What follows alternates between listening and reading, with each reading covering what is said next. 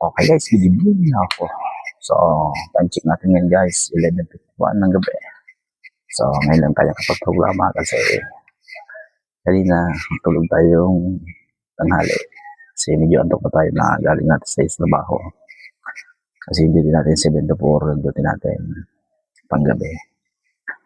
So, welcome po pala sa ating Kusina FM.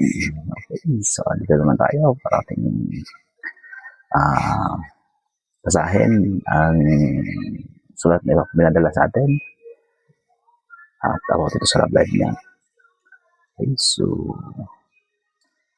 simulan natin guys yung pagbasa sa kanyang sulat. Okay, so itago na lang po natin sa pangalang Urok. Okay, so since high school daw siya, may class na siyang babae, classmate niya since first year hanggang fourth year, classmate niya ito. So alam niya na marami nagkakagusto dito kasi medyo may kagandahan yung babae, tapos puti. So simula first year hanggang fourth year, so nagkaroon siya ng lakas ng loob na kung sa babae yung kanyang nararamdaman na simula first year hanggang fourth year kay dating class niya na ito. Okay, so hanggang dumating sa graduate na nga sila, pero yung babae dating may shota yun simula third year hanggang fourth year. Pero sabi ng babae nung nanligaw yung isang lalaki na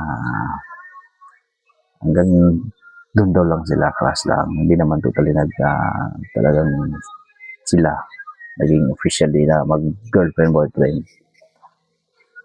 So ayan guys, ang ligaw na nga yung lalaki sa babae, pakagraduate nila ng high school at tapat na siya sa kanyang nararamdaman. Kasi yung babae, lumipas ang ilang buwan, naging sila nga. Yan.